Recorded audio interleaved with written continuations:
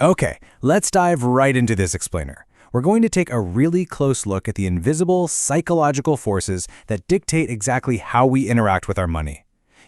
We often think of personal finance as just a simple math problem, right? Dollars in, dollars out.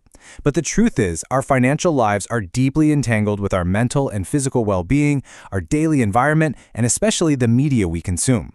So today, we're going to explore the psychology of financial stress, how the modern attention economy totally preys on that stress, and what the science says we can actually do to take back control. But before we even get into the hard data, I actually want you to ask yourself a super simple question. When you check your bank account, or say open a credit card bill, does it trigger a visceral, physical reaction in your body? Do you feel your heart start to race, your chest tighten up, or your stomach just completely drop? If it does, let me just say, you are absolutely not alone, and your feelings are incredibly valid. In fact, you're experiencing what psychologists are currently calling the Great Exhaustion. It's a modern state characterized by chronic stress, this pervasive financial anxiety, and a really profound feeling of just being overwhelmed by nonstop economic change, inflation, and uncertainty. So let's unpack this great financial exhaustion and look at the actual biological toll these money worries take on us. Get this, according to data from the American Psychological Association, an astonishing 72% of Americans reported feeling stressed about money in the prior month. 72%. For the vast majority of us, money is intrinsically tied to our basic, hardwired drive to survive. When that survival feels threatened, it compounds into severe chronic stress.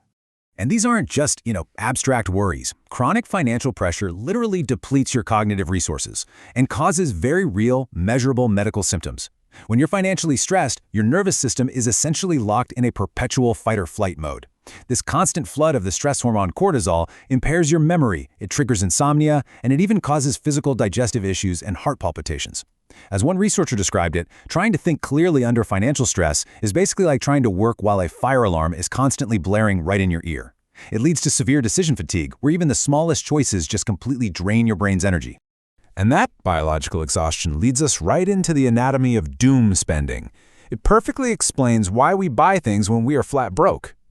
You've probably heard of or even experienced doom spending. Think of a young professional, maybe someone absolutely drowning in student loans and credit card debt. Despite knowing they really shouldn't spend another dime, the chronic stress becomes so heavy that they make impulsive, compulsive purchases simply to escape that mental exhaustion. Suddenly, a $300 artisanal espresso machine feels like the only logical cure for inflation anxiety. But while that retail therapy offers a fleeting dopamine hit, a quick band-aid, it ultimately just leads to massive guilt and even deeper anxiety when the credit card bill eventually arrives. This whole cycle brilliantly illustrates a core cognitive conflict happening right inside our heads. Psychologists basically divide human reasoning into two systems. System 1 thinking is automatic, it's fast, impulsive, and fear-driven. System 2 thinking, on the other hand, is reflective, slow, and deliberative. Financial stress forces our brains directly into that impulsive System 1 thinking because we're desperately seeking immediate relief. But what we actually need to fix our finances is the slow, deliberate, long-term planning of System 2. So, what's the environmental catalyst constantly triggering that impulsive System 1 behavior? Well, enter social media and the finfluencer effect. We are officially living in the era of money talk. Huge portions of Gen Z and millennials are totally turning away from traditional financial institutions and looking instead to YouTube and TikTok influencers, these so-called finfluencers, for their financial education. According to a Modern Wealth survey, 38% of Gen Z investors get their info from YouTube and 33% turn to TikTok. But this massive shift in where we get our advice introduces a psychological accelerant that just amplifies our financial stress. The real danger here is the sheer velocity of the attention economy. It is quite literally designed to hijack your System 1 thinking. That nonstop stream of information creates immense FOMO, fear of missing out. In fact, 48% of Gen Z investors admit they feel intense pressure to act quickly on social media investment advice. They're pushed to make hasty, totally uninformed financial decisions based entirely on the unverified, flashy lifestyles projected by these influencers. And the crazy thing is, the playing field is entirely uneven. If a licensed, regulated financial professional gives bad advice, there are massive legal consequences. But as business author Jay Baer points out, Finfluencers do not have that burden of correctness. If they offer awful advice, say hyping up some volatile cryptocurrency that ends up crashing, the repercussions for them are largely none. Meanwhile, their audience is left holding the bag. So, knowing all this, how do we critically evaluate the content we're consuming? Let's look at threat versus success framing.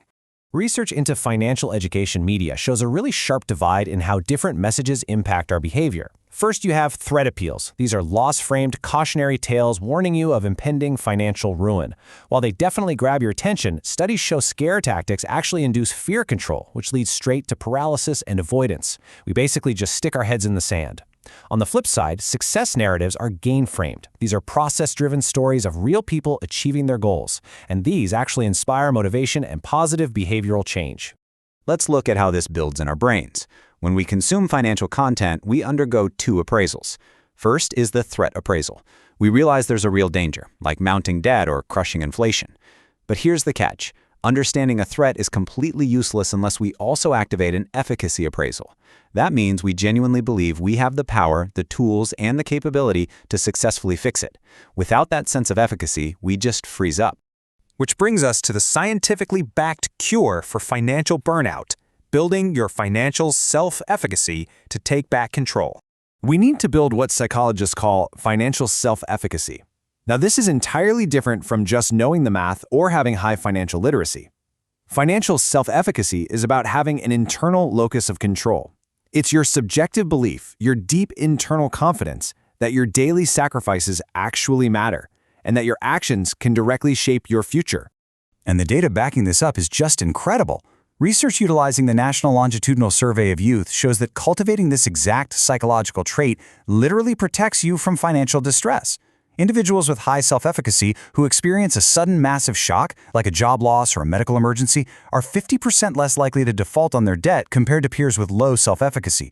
Because they inherently believe their efforts matter, they take precautionary actions way earlier, like building emergency funds and buying insurance. So, the golden question: how do we actually build this? The renowned psychologist Albert Bandura lays out 4 clear sources to construct self-efficacy. Let's really break these down. Number 1, mastery experiences. You have to recognize and celebrate your past wins, no matter how tiny, to prove to your brain that you can succeed. Did you save an extra $20 this week? Awesome. That is a mastery experience. Number 2, vicarious experiences. You must find relatable peers. Not billionaires flexing on TikTok, but real people in your actual income bracket who have actively paid off debt or started investing. You need to see that it's possible for someone just like you. Number 3, verbal persuasion. Seek out positive coaching and encouragement. Surround yourself with voices that affirm your capability. And number 4, emotional arousal. You must consciously regulate your stress response. You have to calm that physical panic so you can re-engage your logical System 2 thinking. Because ultimately, you could literally memorize every personal finance textbook in the world, but knowing the exact math behind compound interest won't save you if you don't inherently believe you have the power to change your own circumstances. Financial knowledge is simply not enough without the confidence to apply it. So I'll leave you with this to consider regarding your own locus of control. The psychological forces of exhaustion and these hyper-fast social media algorithms are constantly fighting to keep you in a state of reactive, impulsive fear. Will you stay trapped in the reactive exhaustion of doom spending, or will you start actively building the self-efficacy required to quiet the noise, regulate your stress, and truly reclaim your financial future? The choice and the power is entirely yours.